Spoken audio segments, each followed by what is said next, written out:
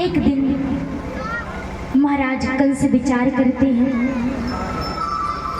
अब भगवान का मथुरा जाने का समय होता है। तो महाराज कंस विचार करते हैं कि आज तक मैंने जितने दैत्यों को भेजा वो जाते तो हैं, किंतु कोई लौट कर नहीं आता। कितने दैत्यों को कंस ने भेजा। सबसे पहले पूतना, सक्टासुर, बकासुर, अघासुर, अनेकों दैत्यों को कंस भेजता रहा, किंतु आते तो सब वृंदावन पर कोई जाता नहीं।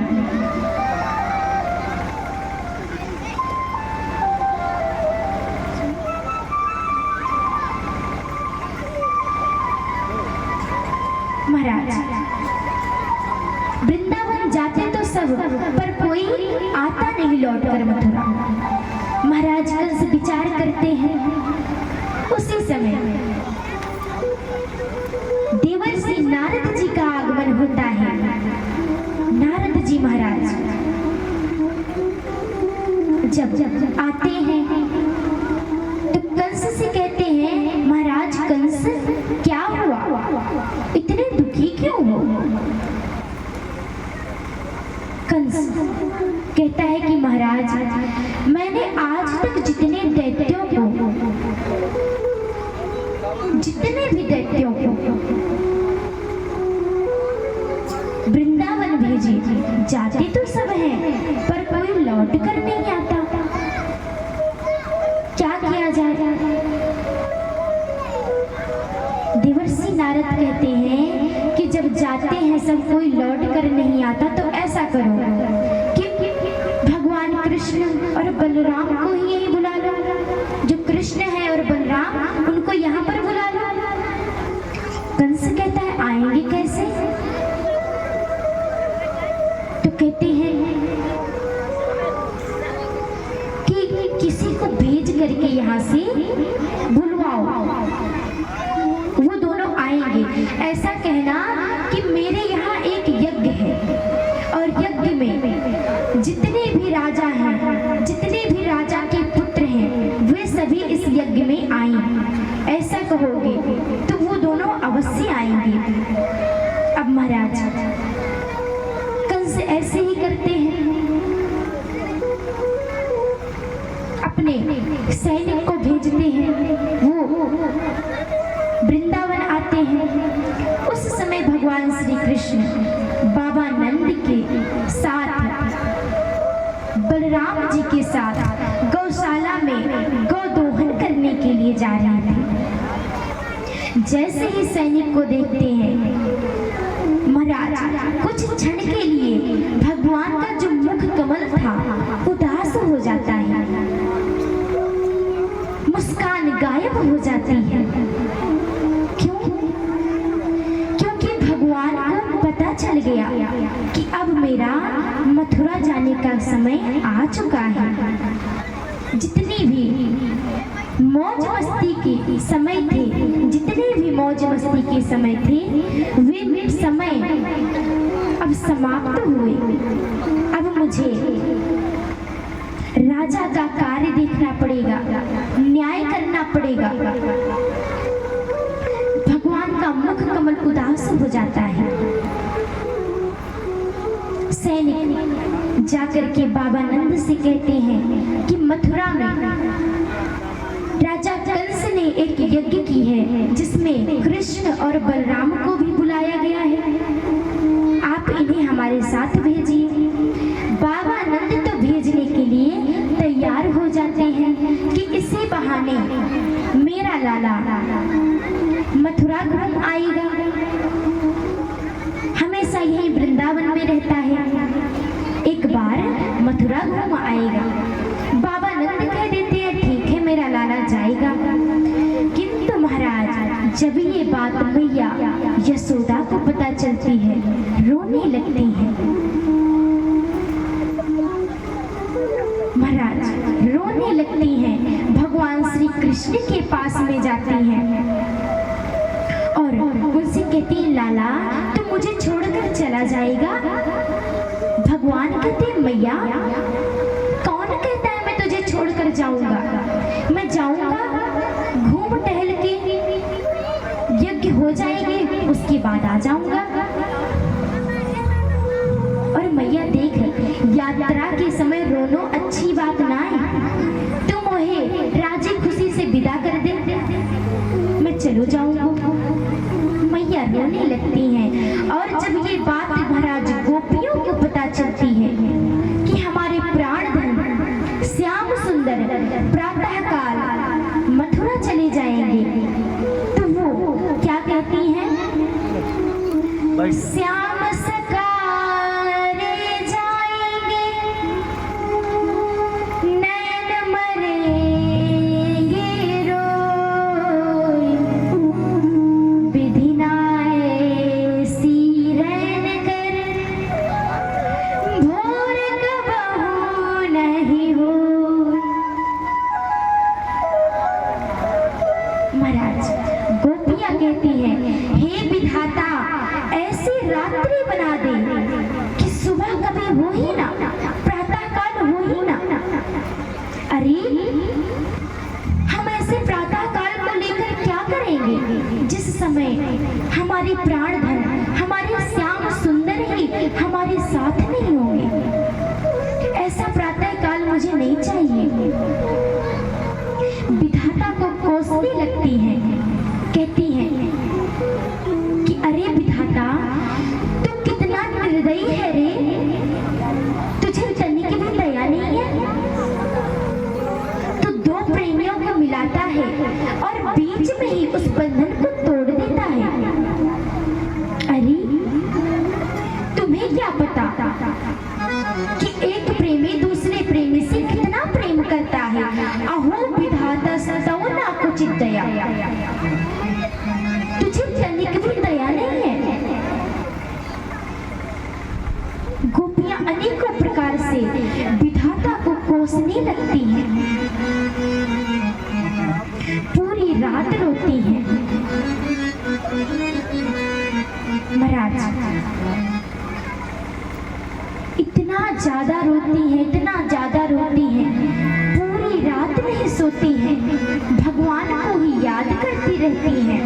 और जब प्रातः काल होता है, सैनिक रथ को तैयार करते हैं। रथ को तैयार करने के बाद बलराम और कृष्ण को रथ पर बैठने के लिए बोलते हैं। जब रथ पर बैठने के लिए बोले और भगवान जब रथ पर विराजमान हो गए, तो जितनी गोपियां थी सब के सब रथ के आगे आकर लेट जाती हैं। भगवान कहते, गोपियों तुम्हें क्या हो गया है, रथ के सामने से हटो। गोपियां क्या कहती हैं कि अगर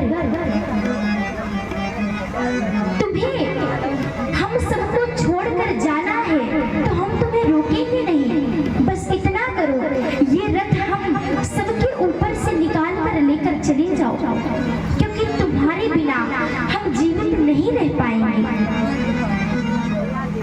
गोपियां इस प्रकार कहती हैं। भगवान श्री कृष्ण रथ से नीचे उतरते हैं, अनेकों प्रकार से समझाते हैं, गोपियां नहीं समझती।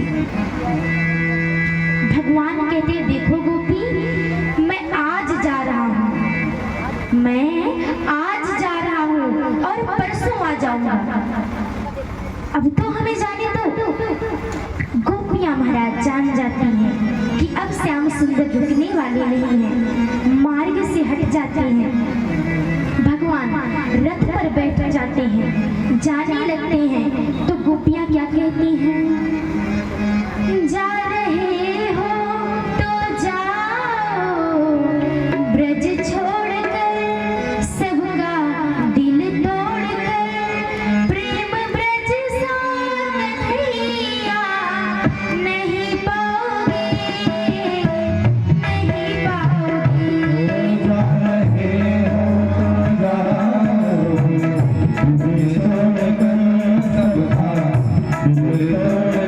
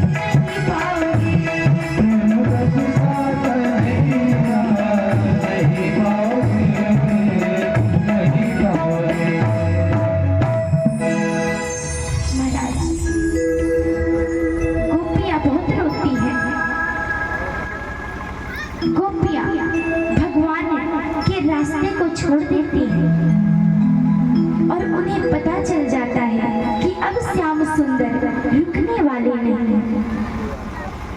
गोपियां रास्ते से हट जाती हैं। सैनिक भगवान श्री कृष्ण और बलराम जी को लेकर के जाने लगते हैं। जब वृंदावन और मथुरा के एकदम बीच में बॉर्डर पर पहुंचते हैं, तब बलराम जी भगवान श्री कृष्ण से कहते हैं कि लाला, एक बार वृंदावन की ओर मुड़कर देख तो ले, ना जाने फिर कब आना हो। महाराज भगवान जैसे ही पीछे मुड़कर देखते हैं, एक 90 वर्ष की बूढ़ी मैया दौड़ती हुई चली आ रही है। नेत्रों में अश्रु है, रथ के पीछे पीछे दौड़ती आ रही है। जैसे ही भगवान देखते हैं, रथ से कूद पड़ते हैं।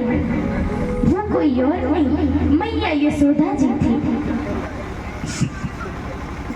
महाराज भगवान दौड़ करके जाते हैं, मैया के आंचल से लिपट जाते हैं।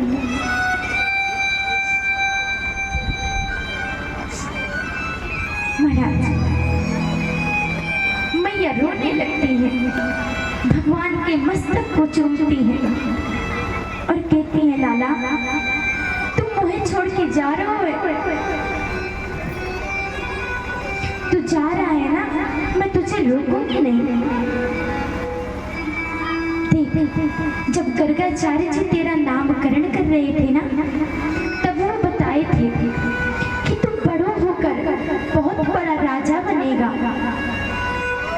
हम तुझसे कुछ नहीं चाहते, बस जब तू राजा बनना ना, तो मुझे और अपने बाबा को दास और दासी के रूप में रख लेना। हमें तुमसे कोई तनख्वाह नहीं चाहिए, कोई धन दौलत नहीं चाहिए। मैं ऐसा कोई कार्य नहीं करूंगी जिससे तुम्हें सिर को नीचा करना पड़े। पर लाला मुझे अपने से दूर मत कर, मैं तेरे बिना नहीं रह पाऊंगी। और तू जा रहा है ना, जा, मैं तुझे नहीं रोकूंगी। बस तू इतना कर, मैं तेरे रथ के सामने लेट जाती हूँ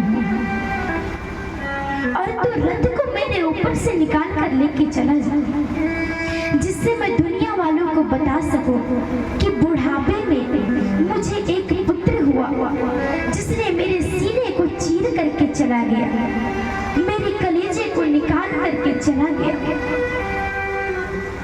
मैया इस प्रकार कहती हैं, भगवान रोने लगते हैं, मैया के आंचल से लिपट जाते हैं और कहते हैं, मैया वृंदावनम परित्यज्य पादमेकं न गच्छति।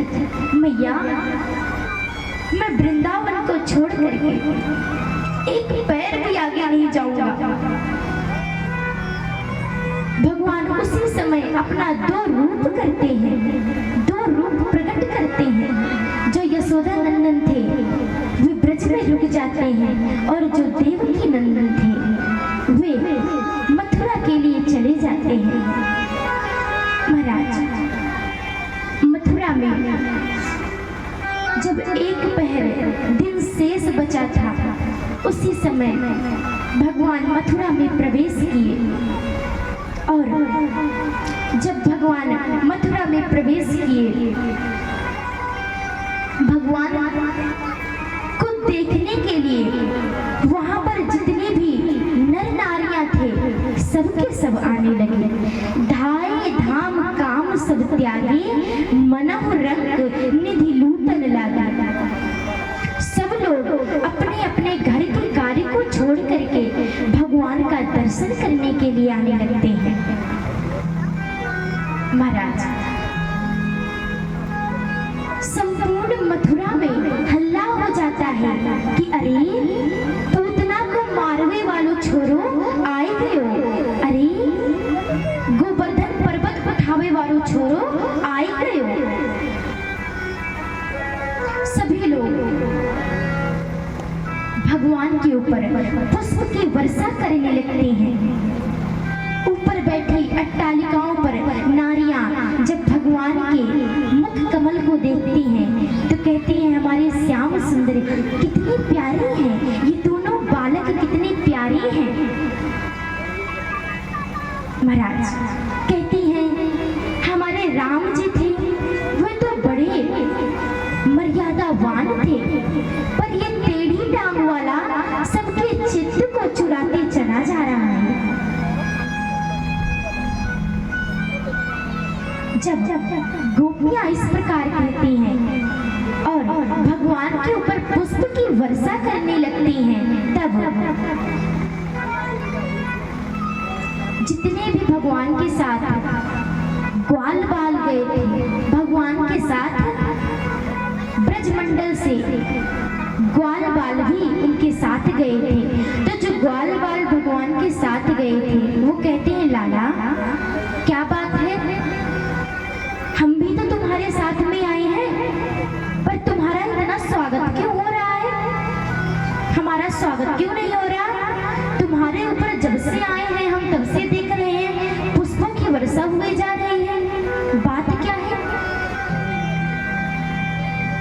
कन्हैया कहते तुम्हें पता ना है, अरे यहाँ के राजा कंस हमारे मामा हैं और मामा अपने भांजे का स्वागत नहीं कराएंगे। ग्वाल बाल कहते हैं चौरेदारी के जे बात तैने आज बताई, अरे नेक पहले बता देते तो हम भी बढ़िया चमाचम बगलबंदी पहन के आते। दारी के अभी बता रहे हो, जा तू अपने मामा के यहाँ जा, हम नहीं जाएंगे।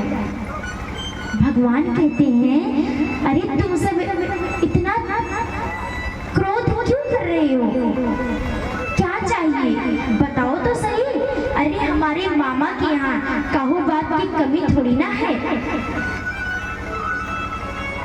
ग्वाल वाले कहते हैं अच्छा तो सबसे पहले हमें पोशाक चाहिए, पोशाक अर्थात कपड़ा, सबसे पहले कपड़ा, क्योंकि कपड़े चमाचम होने चाहिए। तभी तो मामा कहेंगे मेरे राजा भांजे आए, तो सबसे पहले कपड़ा दिलवाओ। भगवान कहते हैं ठीक है, 2-4 कदम आगे चलो, अभी दिलवाते हैं। 2-4 कदम आगे चलते हैं तो कंस कि यहाँ से धोबी आ रहा था। धोबी को देखकर भगवान कहते हैं मामा जी प्रणाम। धोबी कहता है जानना पहचान हम तुम्हारे मेहमान। अरे भाई कौन हो, मामा कह रहे हो हमें। तब भगवान कहते हैं कि यहाँ के राजा कंस हमारे मामा हैं, जानाते जितने यहाँ पे हैं सब हमारे मामा लगे। अब धोबी कहते हैं अच्छा तो तुम कृष्ण हो। भगवान कहते हैं हाँ मैं कृष्ण हूँ। तो कहते हैं जाओ तुम्हारे मामा तुम्हारा इंतजार कर रहे हैं। भगवान कहते हैं उन्हीं से मिलने जा रहा हूँ, पर निक जल्दी जल्दी में पोशाक पहनना भूल गए। 2-4 पोशाक दे देते तो आपकी बड़ी कृपा हो जाती। महाराज अब कंस का जो धोबी था वो कहता है कि तुम सब कहीं कि गांव के गवारे ग्वाल बाल बिना पढ़े लिखे और पोशाक इतने महंगे महंगे पहनोगे राजा साहब के, हम तुम्हें पोशाक नहीं देंगे। जब धोबी ने ये कहा कि तुम सब गांव के गंवार ग्वाले हो, भगवान को क्रोध आ जाता है। ऐसा चाटा लगाते हैं महाराज कि एक चाटा लगते ही धोबी का गोविंदाय नमो नमः हो जाता है।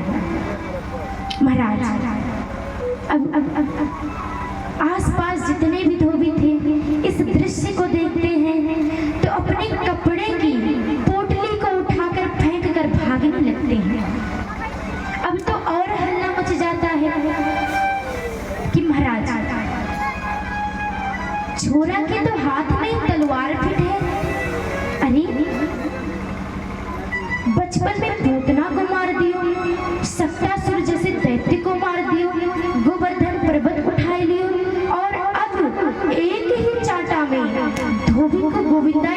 यहाँ कर दिया। महाराज छोरा तो लगता है बहुत बड़ा जादूगर है। अब जितने भी मथुरा के उद्योगपति थे वे सभी भगवान के स्वागत में गली गली में लौंग इलायची पान लेकर खड़े हो जाते हैं कि कब वो हमसे कुछ ले लें, किस प्रकार से हमें उनका दर्शन हो जाए। सभी लोग गली गली में अपना अपना पोटली लेकर के खड़े हो जाते हैं। सब लोग अपनी अपनी पोटलियां लेकर के खड़े हो जाते हैं। इधर भगवान श्री कृष्ण कहते हैं, ग्वाल बाल अपने अपने पसंद के पोशाक को ढूंढ लो, बाद में ना कहना कि हमें पोशाक नहीं दी। अब जितने भी ग्वाल बाल थे सब लोग अपने अपने पसंद की पोशाक को ले लेते हैं। पर ये कहाँ राजा कंस और कहाँ छोटे छोटे ग्वाल बाल। जब राजा कंस के कपड़े को ग्वाल बाल पहनते हैं तो ऐसा लगता है जैसे इंगर में कपड़ा टांग दिया गया हो। महाराज ग्वाल बाल कहते हैं, लाला जे कपड़न में तो हम और बड़े भिखमंगे लग रहे हैं, अब तो हम और नहीं जाएंगे तेरे मामा के यहाँ, तू जा। भगवान कहते हैं, तुम सबरे तो बड़ो क्रोध करो, अरे प्रेम से बताई दो, जा कछु कम होए हम पूरा करेंगे, बता दो रहे मामा के यहाँ कहूँ बात की कमी ना। अच्छा कपड़ा ढीला है तो ऐसा करो कि तुम सब लोग कपड़े को उठाओ और चलो अभी आगे व्यवस्था करते हैं। जिस प्रकार से माताएं बहनें विवाह में लहंगा पहनती हैं, उठा करके चलती हैं, ठीक उसी प्रकार से ग्वाल बाल उस कपड़े को पोशाक को उठा कर चलने लगते हैं। मार्ग में भगवान को कपड़ा ठीक करने वाले मिलते हैं। अब जब भगवान को मिलते हैं तो भगवान को देखते ही कहते हैं, प्रभु आपकी हम कुछ सहायता करें। भगवान कहते हैं, तुम्हारे मुंह में घी शक्कर। हम यही सोच रहे थे कि कौन आ जाए हमारे कपड़ों को ठीक कर दे। अब कपड़ा ठीक करने वाले ने कपड़े को ठीक करना प्रारंभ कर दिए। सभी ग्वाल बालों के नाप को लेते हैं और सबके नाप के पोशाक को सिल देते हैं। महाराज अब ग्वाल बाल कपड़े को पहनते हैं, बड़े प्रसन्न होते हैं। भगवान कहते हैं कि तुमने तो ब्रजवासियों को, हमारे मित्रों को प्रसन्न कर दियो, मांगो क्या मांगना चाहते हो।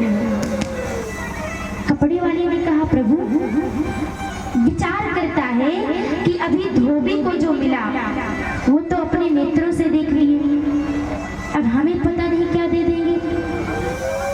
तो कहते हैं, प्रभु आपकी कृपा दृष्टि बनी रहे, इससे ज्यादा हमें कुछ नहीं चाहिए।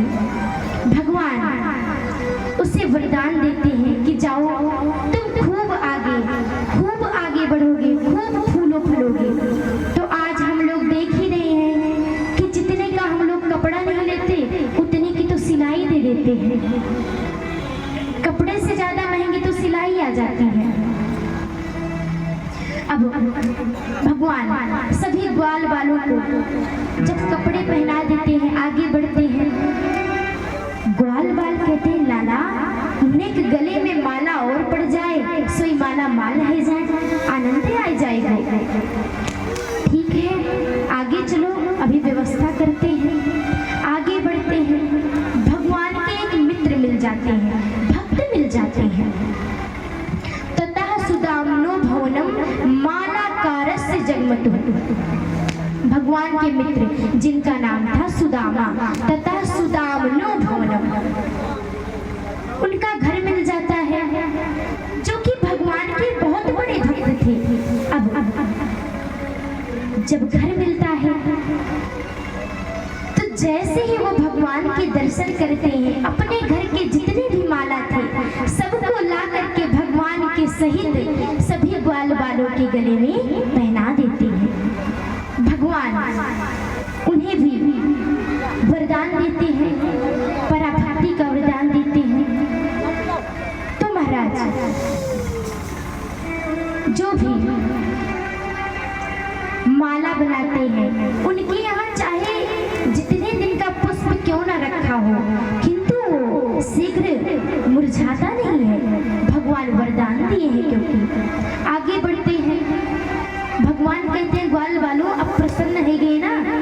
ग्वाल बाल कहते हैं लाला नेक माथे पे चंदन और लग जाए तब आनंद आ जाए। चंदन की व्यवस्था हो सकती है क्या? भगवान कहते हैं अभी व्यवस्था करते हैं, चलो आगे बढ़ते हैं। तो एक 3 जगह से टेढ़ी मेढ़ी कुब्जा मिल जाती है। भगवान आवाज लगा देती हैं, अरे सुंदरी कहाँ जा रही हो? जैसे कुब्जा सुंदरी नाम सुनती है, पीछे मुड़कर देखती है तो कहती है मेरा मजाक उड़ा रही हो? अरे मैंने तो तुम्हारे बारे में बहुत सुना है, तुम अपने भक्तों के सारे अवगुणों का नाश कर देते हो और तुम मेरी हंसी कर रहे हो, मेरा मजाक उड़ा रहे हो। भगवान कहते हैं नहीं सुंदरी, हम मजाक किसी का नहीं उड़ाते। कुब्जा कहते हैं कि महाराज आप मुझे सुंदरी कह रहे हो? मैं 3 जगह से टेढ़ी मेढ़ी और आप सुंदरी कह रहे हो? भगवान कहते हैं हाँ मैं सुंदरी कह रहा हूँ, क्योंकि मैं चेहरे को नहीं देखता, मैं शरीर को नहीं देखता, मैं पहनावे को नहीं देखता, मैं देखता हूँ तो केवल हृदय को। देवी जी कहाँ जा रही हो आप? कुब्जा कहते हैं महाराज कंस के यहाँ जा रही हूँ। महाराज कंस को मेरे हाथ का चंदन बहुत प्रिय है, वो मेरे ही हाथों से चंदन लगवाते हैं। अच्छा देवी, आज तक महाराज कंस को बहुत चंदन लगाई, आज मुझे भी लगा दो। कुब्जा कहती है महाराज आपने तो मेरे मन की बात ले ली, यदि आप मेरे चंदन लगाएंगे तो मैं तो प्रसन्न हो जाऊंगी, मेरे भाग्य खुल जाएंगे। तो भगवान कहते फिर लगा दो, देरी किस बात की। कुब्जा भगवान के भाल पर बड़ा ही सुंदर तिलक लगाती है। ग्वाल बाल कहते हैं देवी जी निक तक भी लगाए दो। तो कुब्जा सबके मस्तक पर चंदन लगाती है और ग्वाल बाल कहते हैं लाला फ्री को चंदन घिस मेरो नंदन। फ्री में चंदन मिला था, याज्ञ सबरी कटोरिया साफ कर दे, लाला कछु या को भी दे दे। भगवान कहते हैं अच्छा अभी दे देते हैं। भगवान ने क्या किया कि कुब्जा के अंगूठे पर अपने अंगूठे को रखते हैं, एक हाथ थोड़ी पर रखते हैं और एक हाथ कमर पर रखते हैं। अब बलराम जी कहते हैं लाला ध्यान रखना, अपना ब्रजमंडल लाए हैं ये। भगवान कहते हैं मोहे पतो है अपनो ब्रजमंडल लाए हैं। ब्रजवासी कहते हैं लाला कछु है जाए, पर तेरी और या की जोड़ी एकदम बहुत अच्छी बैठ रही है, क्योंकि 3 जगह से तू भी टेढ़ो खड़ो हुए, 3 जगह से यह भी टेढ़ी खड़ी हुई, तो टेढ़ा टेढ़ी की बन गई जोड़ी। इतने में भगवान जोर का झटका लगाते हैं, झटका लगते ही कुब्जा के तीनों कुबरे समाप्त हो जाते हैं। महाराज किसी को पता नहीं चलता कैसे कुबरे समाप्त हो गए। कुब्जा छम छम नाचने लगी, विश्व सुंदरी के रूप में प्रसिद्ध हो जाती है। इस प्रकार से भगवान कुब्जा पर कृपा करते हैं, अपनी दया की बरसात करते हैं। अब आगे बढ़ते हैं। महल के पास जा रहे हैं तो दरवाजे पर ही एक कुबलिया पीड़ नामक हाथी लगा दिया गया था। महाराज, जैसे ही भगवान जाते हैं उस हाथी को छोड़ दिया जाता है। अंकुश मार्ग करके जैसे ही छोड़ा जाता है भगवान की ओर वो दौड़ने लगता है। भगवान जोर का मुक्का लगाते हैं, कुबलिया पीड़ दूर गिरा नजर आता है, उसका गोविंदाय नमो नमः हो जाता है। महाराज, कुबलिया पीड़ हाथी के दोनों दांतों को उखाड़ करके भगवान कंस के महल में प्रवेश करते हैं। प्रवेश करने लगते हैं। एक धनुष रखा था। अब भगवान श्री कृष्ण बलराम जी से कहते हैं, दादा आज्ञा करें तो इस धनुष को तोड़ें। भगवान कहते हैं, लाला। बलराम जी कहते हैं, लाला अपने मामा को घर है, कोई संकोच ना करो, प्रेम से तोड़ो। तो जो धनुष के रक्षक थे उसकी रक्षा जो कर रहे थे वे बड़े जोर से हंसने लगते हैं। कहते हैं, कल को आयो छोरो, आज ये धनुष तोड़ेगो। अरे इस धनुष को कोई हिला भी नहीं पाता। ये परशुराम जी के द्वारा दिया गया धनुष है और वो कंस को देते हुए बोले थे कि जो इस धनुष को तोड़ देगा वो तुम्हें छोड़ नहीं सकता। पहली बात तो इस धनुष को कोई तोड़ नहीं पाएगा और जो तोड़ देगा वो तुम्हें छोड़ेगा नहीं। भगवान कहते हैं, दादा आज्ञा करे तो हम तोड़े। दादा कहते हैं, लाला बिना किसी संकोच के तोड़ो।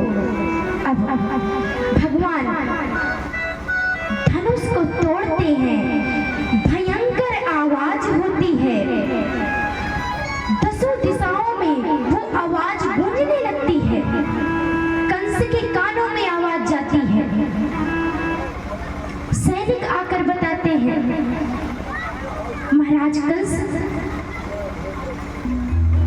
आपके भांजे ने धनुष को तोड़ दिया।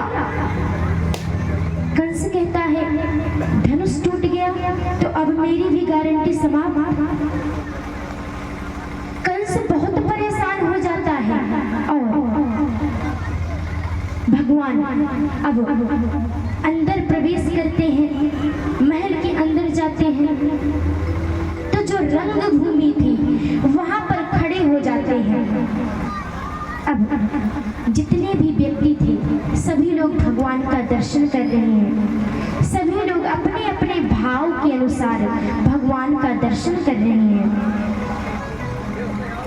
सभी लोग जो बूढ़े हैं वे भगवान को अपने पुत्र के रूप में दर्शन कर रहे हैं। जो जिस भाव को लेकर के भगवान को देख रहे हैं ठीक उसी प्रकार भगवान भी उनको दिख रहे हैं। भक्त को भगवान दिख रहे हैं और जो दैत्य हैं उनको दुश्मन दिख रहे हैं। अब कंस चारों इत्यादि जो दैत्य थे उनसे कहता है कि ये चारों मार चटाचट, दोनों लोग को आज छोड़ना नहीं। चारों मारने लगता है, मुष्टि गाता है, वो बलराम जी से भिड़ जाता है। बलराम जी एक मुष्टिका का प्रहार करते हैं, सोई मुष्टिका गोविंदाय नमो नमः हो जाता है। महाराज, अनेकों दैत्य आते हैं, बड़े बड़े बलवान दैत्य आते हैं, भगवान से युद्ध करते हैं और जब युद्ध करते हैं तो कंस अपना आपा खो बैठता है। कहता है कि इन्हें मार डालो, अगर तुम नहीं मारोगे तो मैं तुम्हें मार डालूंगा। आज इन्हें जिंदा नहीं छोड़ूंगा,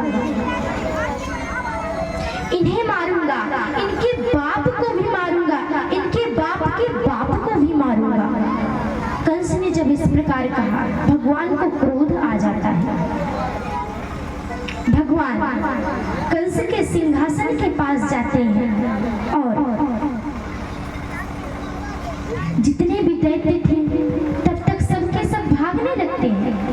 कंस कहता है, अरे हमें अकेले छोड़कर कहाँ जा रहे हो सब लोग? दैत्य कहते हैं, महाराज क्या करें, मरने के लिए यहाँ पर रुके? अरे महाराज, रही जिंदगी तो मिलेंगे दोबारा, अभी जाने दीजिए। सभी दैत्य जाने लगते हैं। अब भगवान कंस के सिंहासन के पास जाते हैं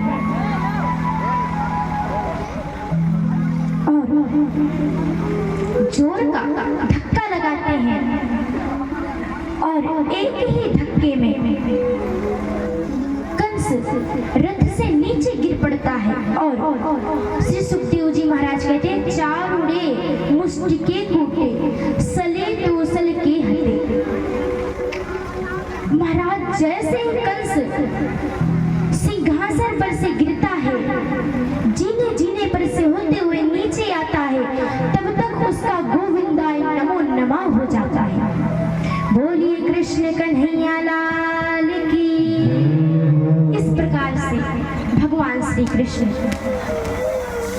कंस का वध करते हैं और महाराज वध करने के बाद अपने पिता वसुदेव, माता देवकी जी और बाबा उग्रसेन जी को जेल से मुक्त कराते हैं। जैसे ही मुक्त कराए तो उग्रसेन जी भगवान का यज्ञोपवीत संस्कार करवाए और उसके बाद विद्याध्ययन करने के लिए गुरुकुल भेजते हैं। गुरुकुल में भगवान श्री कृष्ण बड़े ही कम आयु में समस्त विद्याओं को प्राप्त कर लेते हैं। विद्या प्राप्त करके आते हैं और महाराज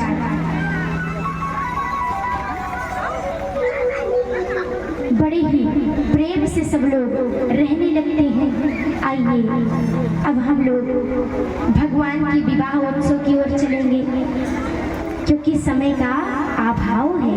कथा तो बड़ी विस्तार है, यदि विस्तार पूर्वक से कथा कही जाए तो महाराज जन्मों जन्म बीत जाएंगे, कथा पूर्ण नहीं होगी। हम लोग संक्षेप में सभी कथाओं को संक्षेप में श्रवण करने का प्रयास करेंगे।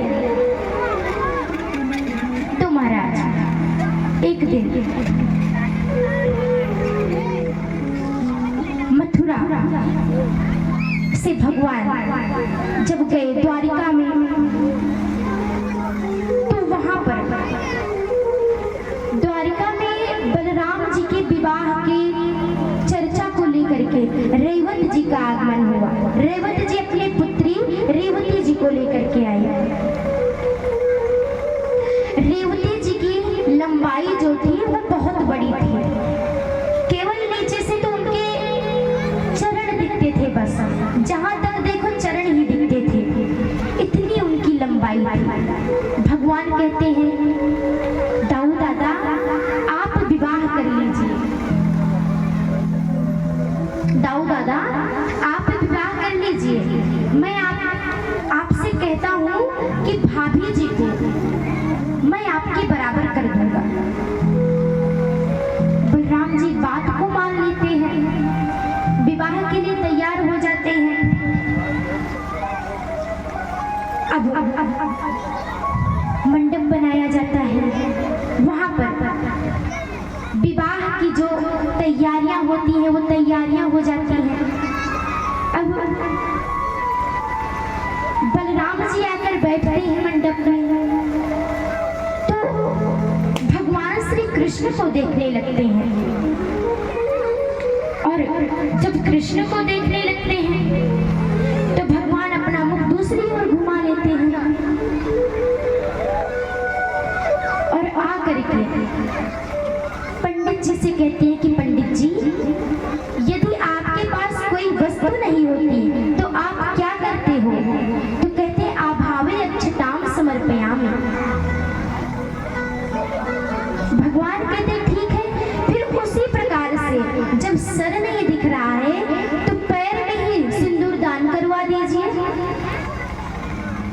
बलराम जी कहते हैं फिर आके तुम ही विवाह कर लो, हम नहीं करेंगे विवाह। तब भगवान श्री कृष्ण कहते हैं देखिए बलराम जी, हे दाऊ दादा, आपका जन्म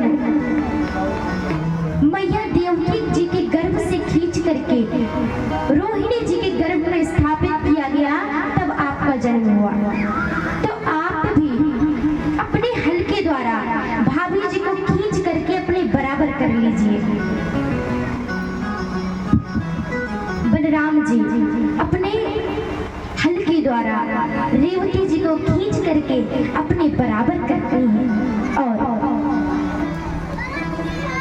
बराबर करने के बाद विवाह संपन्न होता है। दोनों लोग सानंद जीवन यापन